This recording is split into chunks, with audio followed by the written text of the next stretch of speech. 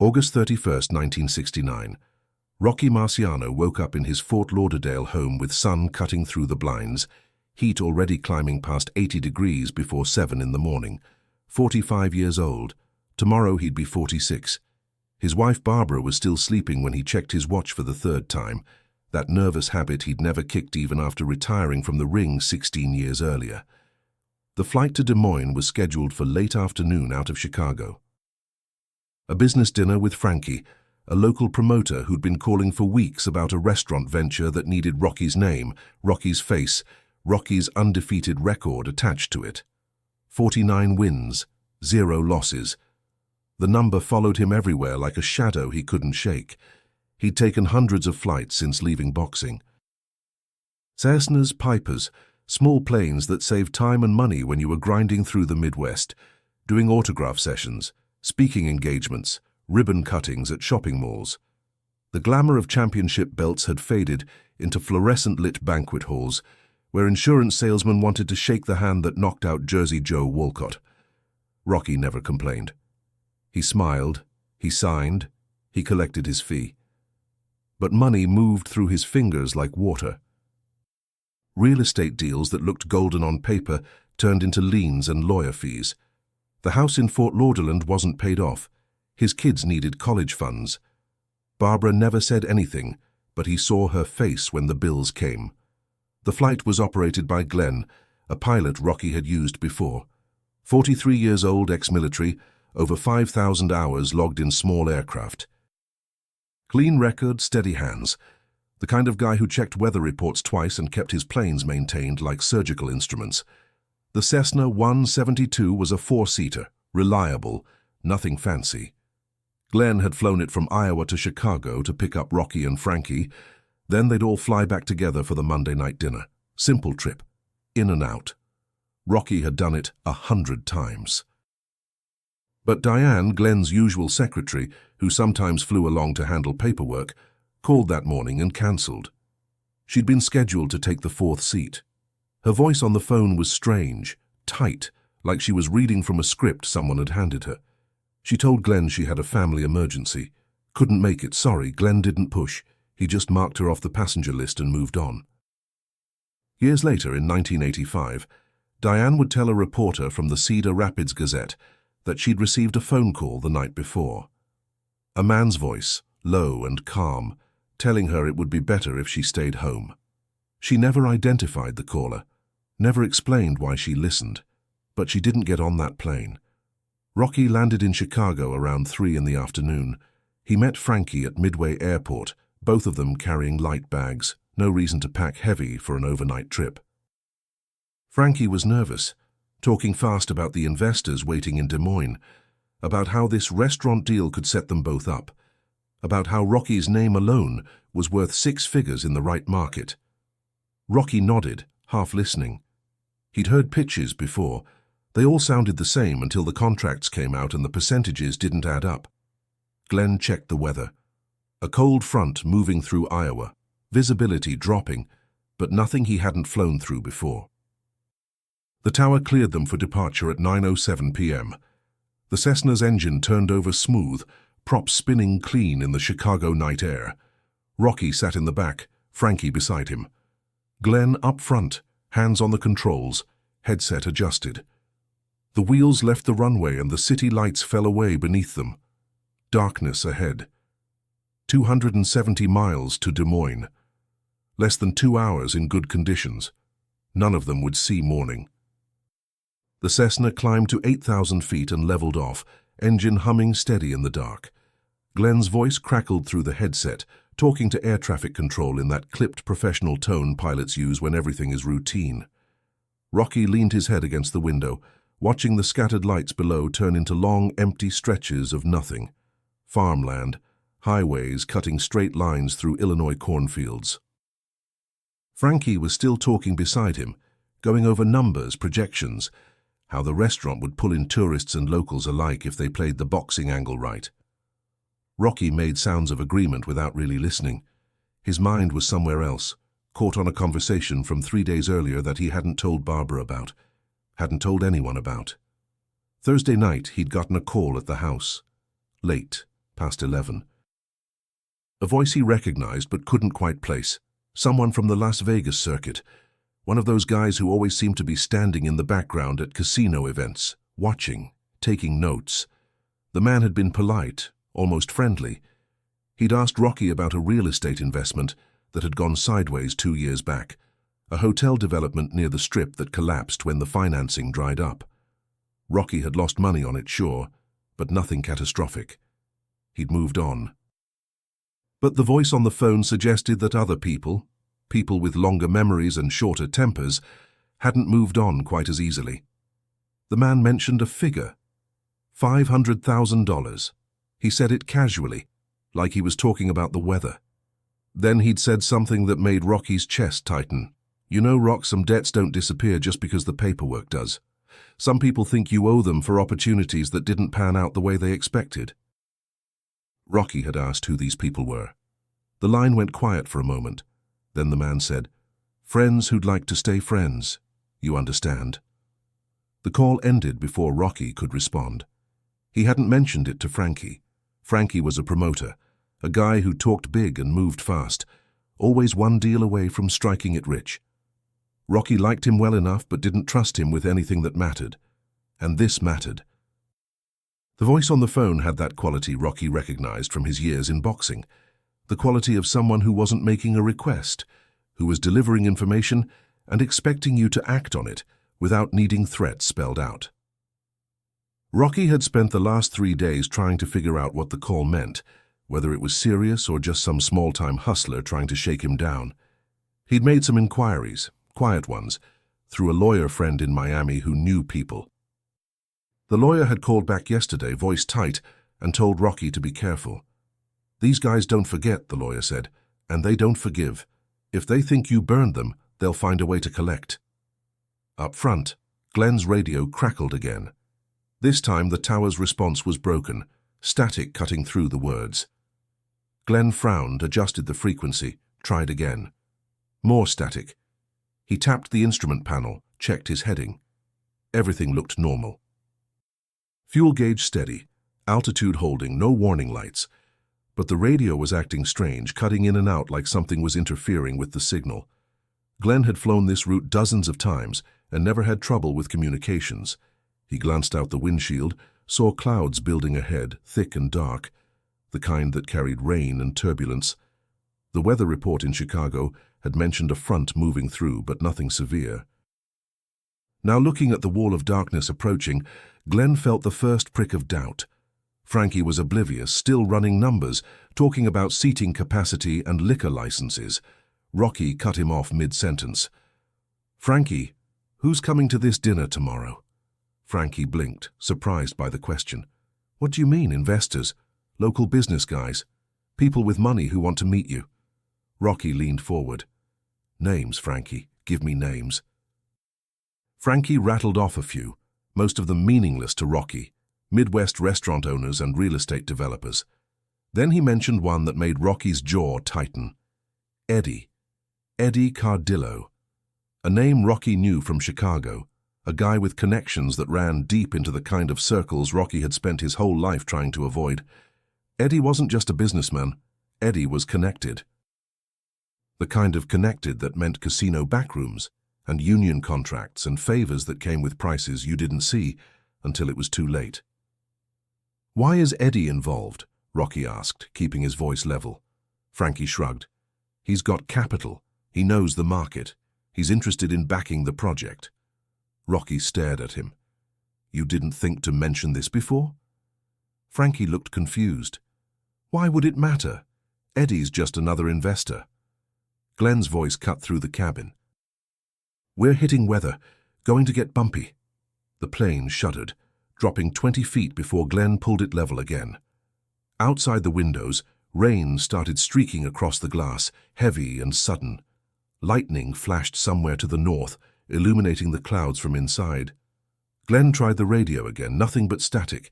He switched frequencies, cycled through the emergency channels. Still nothing. They were flying blind now. No contact with the ground. No way to get updated weather information or request a different route.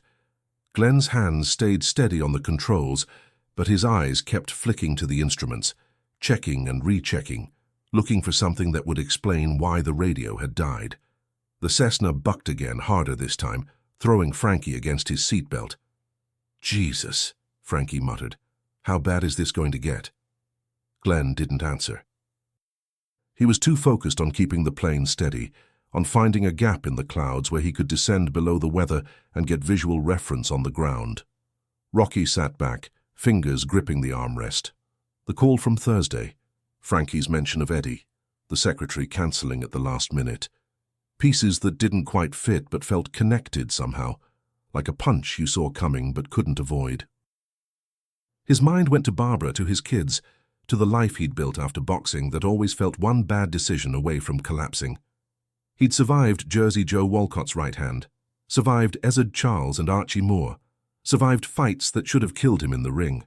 But this, flying through a storm in a tiny plane with a radio that didn't work and a dinner waiting with people he didn't trust, this felt different. This felt like something he couldn't punch his way out of. The engine coughed. Just once.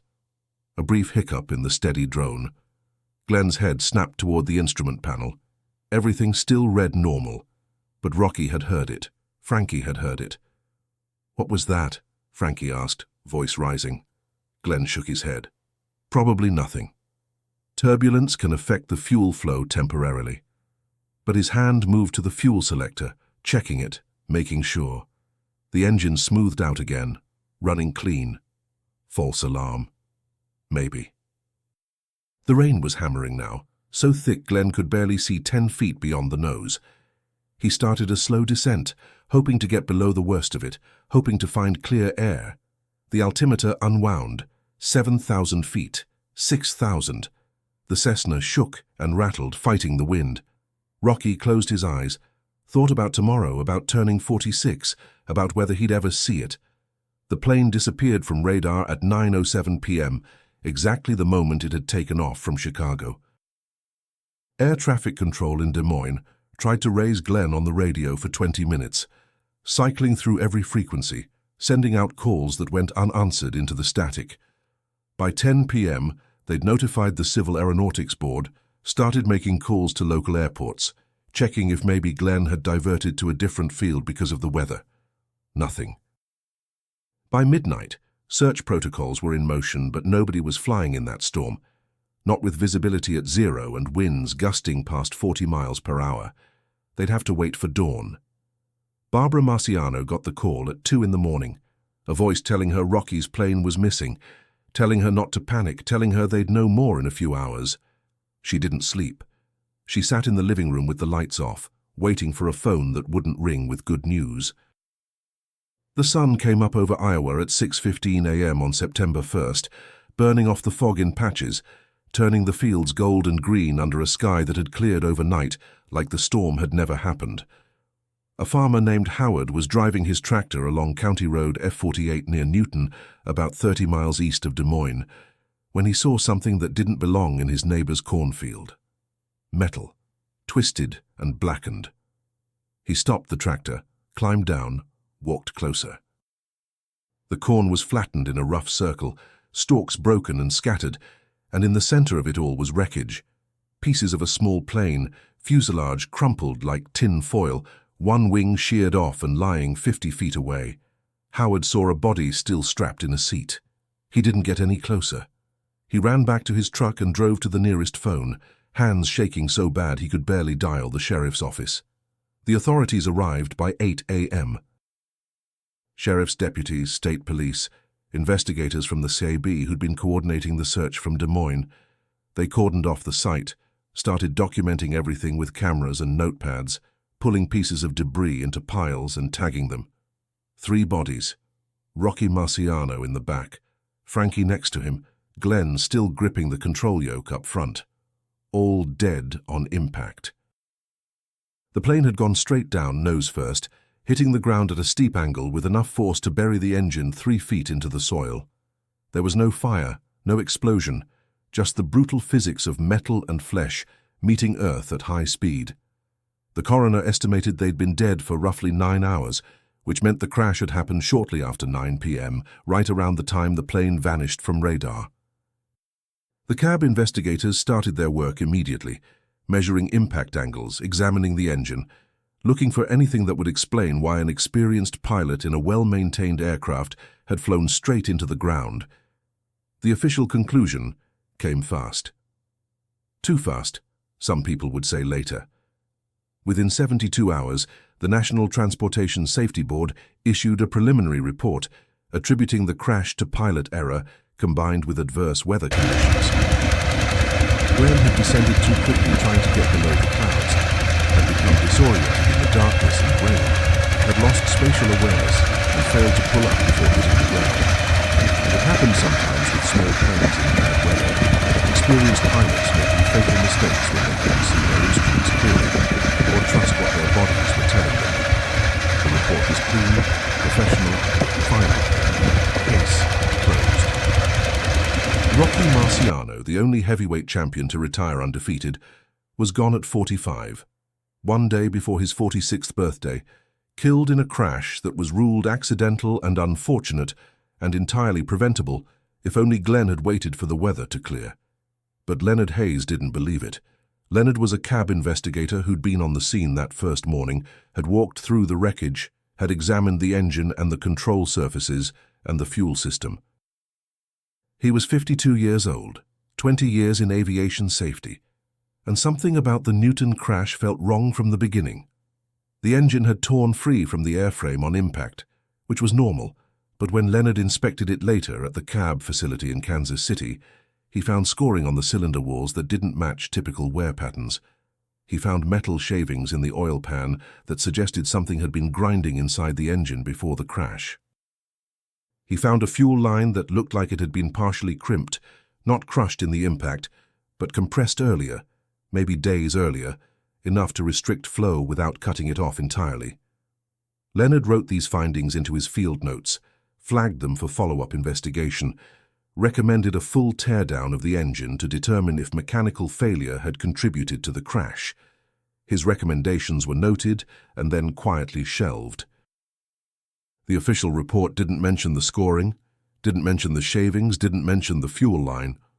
Leonard pushed back, filed supplementary reports, asked his supervisors why critical evidence was being ignored. He was told the case was closed, told that pilot error was sufficient explanation, told to move on to other assignments. He retired from the cab in 1976, still carrying copies of his Newton field notes, still convinced that something had been done to that plane before it ever left Chicago. The maintenance records for the Cessna showed it had been serviced 6 days before the crash at a small airfield outside Chicago.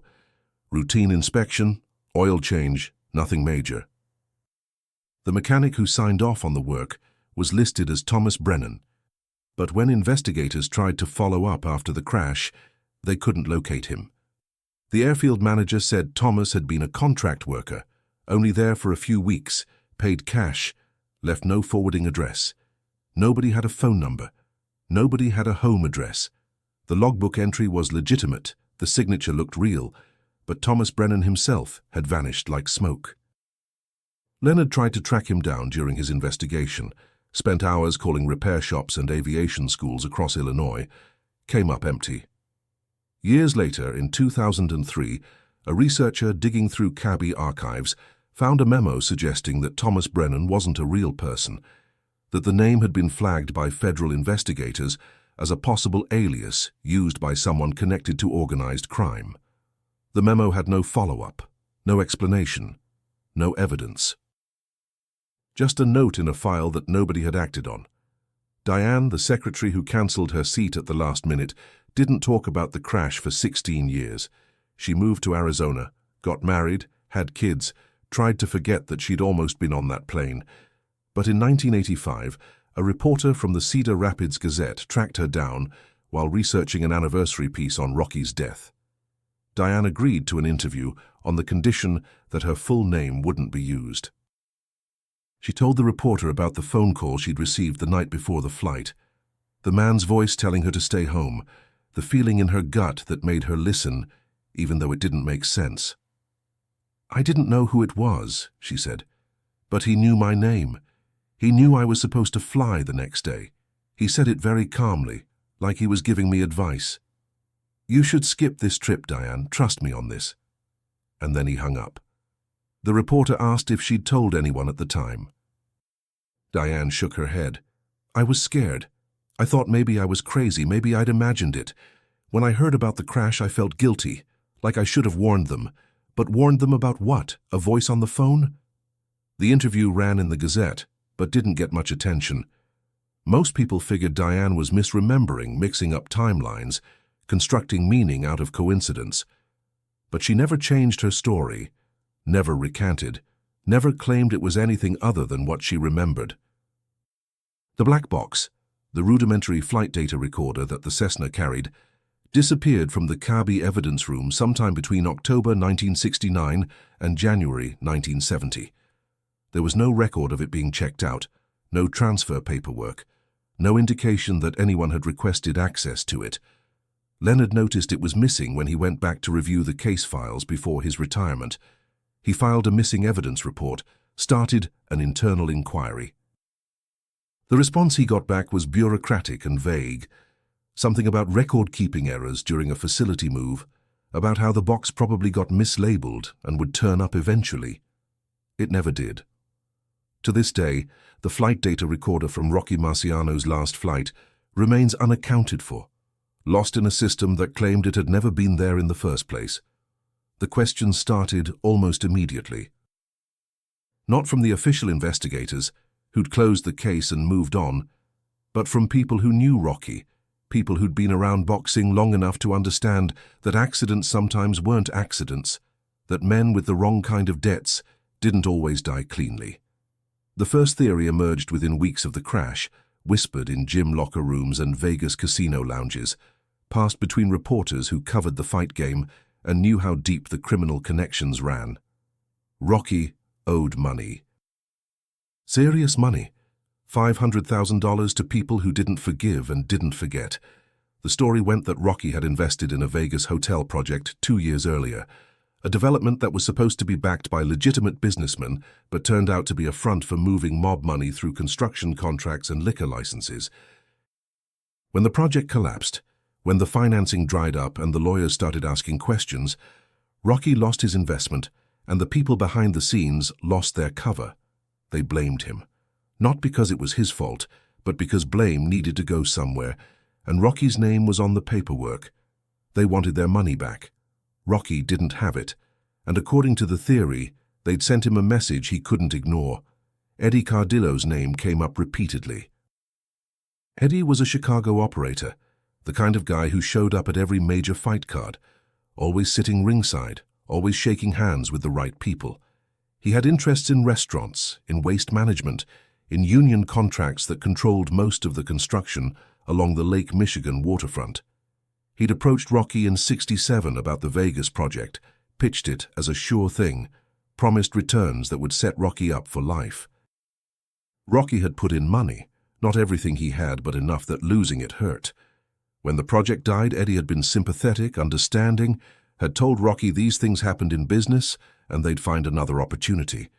But other people who knew Eddie's reputation, said the sympathy was a show, that behind the scenes Eddie was furious, that Rocky had become a liability because his name on the failed project drew attention Eddie didn't want. The theory suggested that Eddie had arranged the crash, had paid someone to sabotage the plane, had made it look like weather and pilot error so nobody would ask uncomfortable questions. When reporters tried to interview Eddie after Rocky's death, he declined, issued a brief statement through his lawyer expressing condolences and nothing more. He never spoke publicly about the crash. He died in 1988, took whatever he knew to the grave. But there was another theory, one that focused not on the mob but on Frankie. Frankie, the promoter who'd been pushing so hard for Rocky to come to Des Moines, who'd set up the Monday night dinner with investors, who'd been sitting right next to Rocky when the plane went down. Investigators found something interesting when they went through Frankie's finances after the crash. 3 weeks before the flight, Rocky had signed a life insurance policy naming Frankie as the beneficiary. The policy was for $1.2 million, a massive sum in 1969. The kind of money that could solve every problem Frankie had. And Frankie had problems. He owed gambling debts across the Midwest, was being pressed by bookies in Chicago and St. Louis, had already lost his house and his car trying to cover what he owed. The insurance policy had been Frankie's idea, pitched to Rocky as a smart business move, a way to protect the restaurant investment if anything happened to either of them. Rocky had signed it without much thought, trusting Frankie, believing the deal was legitimate. But after the crash, when the insurance company started asking questions, when they noticed how convenient the timing was, Frankie became a person of interest. Not officially, not publicly. But internal memos showed the company suspected fraud, suspected Frankie might have orchestrated the crash to collect the payout. They investigated for 8 months, interviewed everyone who'd known Frankie, reviewed every transaction he'd made in the weeks before Rocky's death. They found nothing concrete. No evidence of sabotage, no proof of intent, no smoking gun that would support denial of the claim. In June 1970, they paid out. Frankie's estate received $1.2 million, split among his creditors and his ex-wife. If he'd planned it, he didn't live to enjoy it. The third theory was the darkest, the one that suggested government involvement, that Rocky's death wasn't about money or gambling debts, but about information, about what Rocky knew and who he might have talked to. In 2010, the FBI released a batch of declassified documents related to organized crime investigations in the 1960s, part of a routine records disclosure under the Freedom of Information Act. Buried in those documents was a file on Rocky Marciano. Not a big file, only 17 pages, most of it blacked out with sections redacted for national security reasons. But what remained was revealing. Rocky had been under surveillance in 68 and 69, his phone calls monitored, his meetings logged, his associates catalogued. The FBI suspected he was involved with labor racketeering through his connection to a union official named Vincent Napoli, a guy who controlled the dockworkers in Newark and had been linked to multiple corruption cases. Rocky had known Vincent from his boxing days, had done promotional work for union events, had been photographed at fundraisers where Vincent was present. The FBI file suggested Rocky was being pressured to cooperate with an investigation, to testify about meetings he'd attended, conversations he'd overheard, money he'd seen change hands. According to one memo dated August 15, 69, just 16 days before the crash, Rocky had agreed to meet with federal prosecutors. The meeting was scheduled for September 10th in Miami. Rocky never made it. The file didn't say whether the crash was connected to the investigation, didn't suggest sabotage or conspiracy, just noted that a potential witness had died before providing testimony. But the timing bothered people. It bothered Leonard, the retired investigator, who got a copy of the FBI file through a FOIA request in 2011. It bothered researchers who'd spent years studying mob infiltration of boxing. It bothered Rocky's son Rick, who'd always maintained that his father had been uneasy in the weeks before the flight, had mentioned pressure from people he wouldn't name, had seemed distracted and worried in ways Rick had never seen before. Marvin Cole, a reporter for the Chicago Tribune who'd covered Rocky's career, started digging into Glenn's background after the crash. What he found raised more questions. Glenn's pilot license had been suspended in '63 for 4 months, following an incident where he'd landed a plane while over the legal blood alcohol limit. The suspension was noted in FAA records, but hadn't been flagged during the investigation into the Newton crash, hadn't been mentioned in the NTSB report. Marvin also discovered that Glenn had financial problems of his own, owed back taxes to the IRS, had been sued twice by creditors in '68. Not disqualifying on its own, but it created a profile of someone who might be vulnerable to pressure, someone who might take money to look the other way if something was done to his plane. Marvin wrote a series of articles in '71 exploring these angles, suggesting that Glenn might have been coerced or bribed into cooperating with whoever wanted Rocky dead. The articles got attention, but no official response. The NTSB didn't reopen the investigation. The FBI didn't comment. Glenn's family sued Marvin and the Tribune for defamation, settled out of court for an undisclosed amount, and the articles were quietly retracted from the paper's archives. By the 2000s, the internet had transformed conspiracy theories from whispered conversations into sprawling digital investigations. Forums dedicated to unsolved mysteries picked up Rocky's crash, analyzed every detail, built timelines, connected dots. YouTube channels devoted to sports conspiracies produced hour-long videos examining the evidence, interviewing people who'd been tangentially involved, recreating the flight path using modern weather data and GPS mapping. Some of the theories were absurd, connecting Rocky's death to everything from government mind control experiments to alien abductions. But others were meticulous, careful, backed by documents and testimony that raised legitimate questions about the official narrative. One researcher named Patricia Simmons spent 5 years tracking down everyone who'd been at the Des Moines airport that night, everyone who'd been expecting Rocky to arrive. She found 3 people who reported seeing a man matching Eddie Cardillo's description in the terminal around 8 p.m., hours before the plane was supposed to land, standing near the phone banks, making calls. Eddie had claimed in his statement to police that he'd been in Chicago that night, nowhere near Iowa. Patricia contacted the FBI with her findings. They thanked her and did nothing. Rick Marciano, Rocky's son, gave an interview in 2015 for a documentary about his father's legacy. He was 70 years old by then, had spent most of his life avoiding questions about the crash, trying to honor his father's memory without getting pulled into conspiracy theories. But the interviewer pressed him, asked directly if he thought his father's death was truly an accident. Rick paused for a long time before answering. "My father told me something a few weeks before he died," Rick said. "He said that in boxing you control your destiny. Every punch you throw, every move you make, it's yours. You win or lose based on what you do in that ring. But outside the ring," he said, "the world doesn't work that way. There are forces you can't control, people you can't fight, situations where being tough isn't enough." Rick looked directly at the camera. He knew things. About people, about deals, about how money moved through boxing and who really controlled it. And I think he knew too much. I think someone decided he was a problem that needed to be solved. The interviewer asked if Rick had proof. Rick shook his head. "No proof. Just a feeling. Just knowing my father and knowing the world he lived in.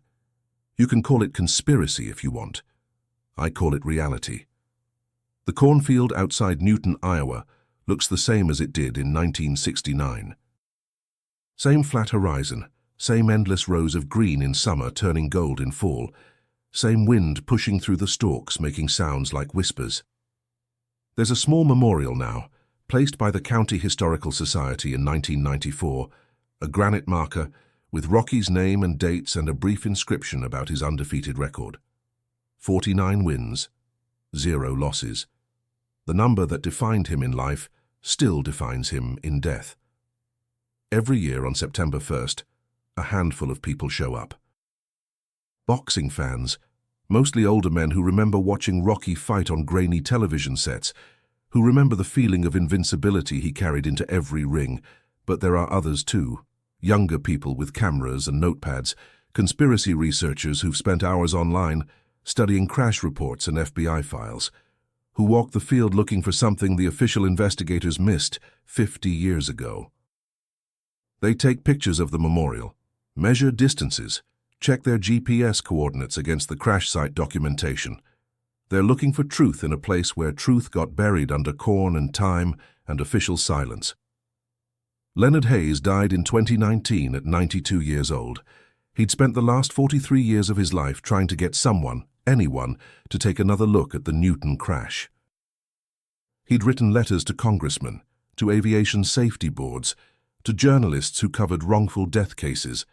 He'd saved every document, every photograph, every note he'd taken during his investigation. His daughter donated the entire collection to the Smithsonian's National Air and Space Museum after his death.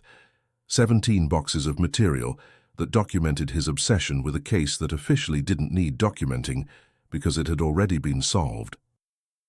Researchers who've gone through Leonard's papers say the most striking thing about them is how careful he was, how methodical, how he never made claims he couldn't support with evidence. He wasn't a conspiracy theorist. He was an investigator who'd found anomalies that should have triggered deeper inquiry, and had watched those anomalies get ignored for reasons he never understood. In his final interview, conducted 6 months before his death by a podcast dedicated to aviation mysteries, Leonard was asked if he believed Rocky's plane had been sabotaged. He chose his words carefully. "What I believe doesn't matter," he said. "What matters is what the evidence shows." And the evidence shows that a plane crashed under circumstances that were never adequately explained, that critical findings were dismissed without investigation, and that questions were buried instead of answered. Was it sabotage? I don't know. Should it have been investigated as a possibility? Absolutely, but it wasn't. And that's the real tragedy. In 2018, the FBI released another batch of declassified documents, this time related to surveillance operations targeting organized crime figures in the Midwest during the 60s and 70s. Among those documents was a partial transcript of a phone conversation intercepted in October 1969, 1 month after Rocky's death. The speakers weren't identified by name, just by code designations Subject A and Subject B. The conversation was brief, mostly discussing business matters that had been redacted, but one exchange remained visible. Subject A said, "The problem with the fighter got resolved." Subject B replied, "Good, no complications." Subject A answered, "Clean, weather did most of the work." The FBI memo attached to the transcript noted that Subject A was believed to be a mid-level operator in the Chicago outfit, and Subject B was suspected of managing enforcement operations.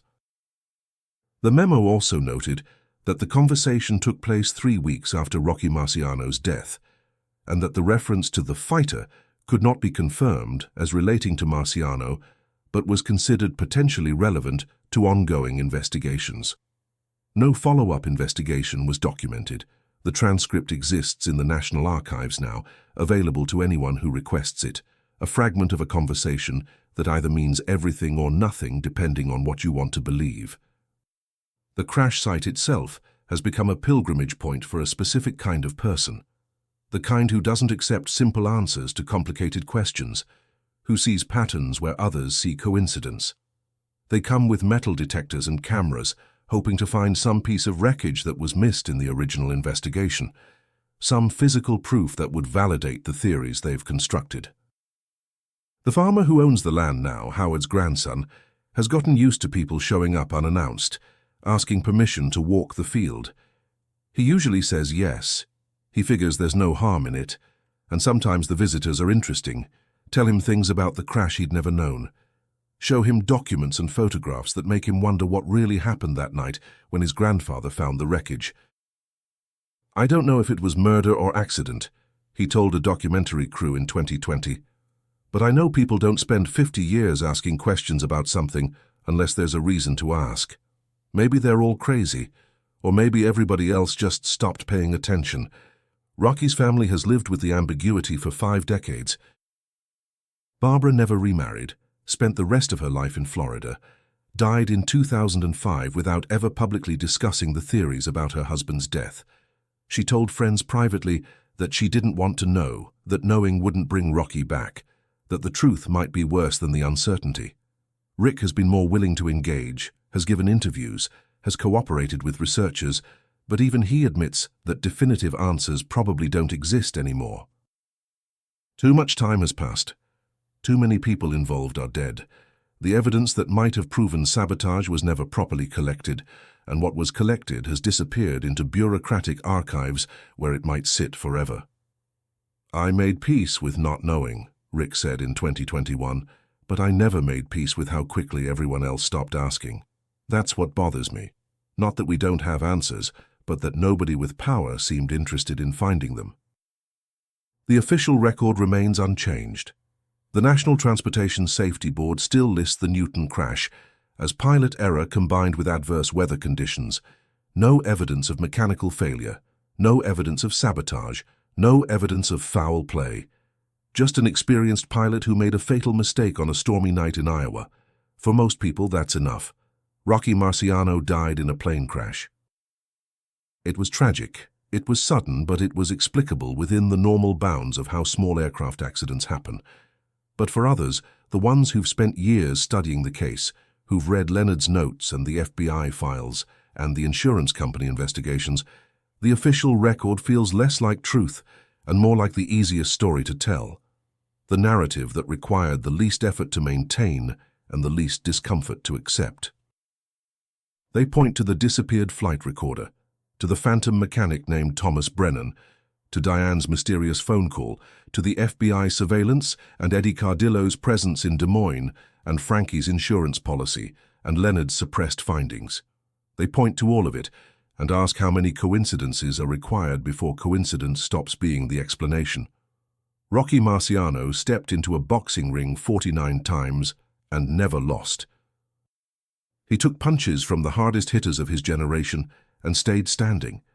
He retired on his own terms, walked away undefeated, built a life after boxing that was complicated and imperfect, but was his.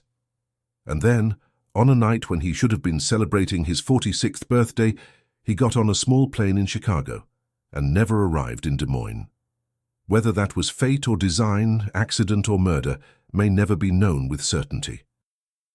But the questions remain, hanging in the air like smoke, impossible to dismiss and impossible to prove. In the ring, Rocky controlled his destiny. Every punch, every movement, every decision was his. Outside the ring, in a world of debts and pressures and people who operated in shadows, control was an illusion. And maybe that's the real story of Rocky Marciano's last flight. Not that he died, but that he died under circumstances where the truth became negotiable, where official explanations satisfied some but convinced others that the real story was being hidden. 49-0, undefeated. Until the night he wasn't fighting in a ring but flying through a storm, and whatever happened up there in the darkness, nobody who could tell the truth survived to speak it.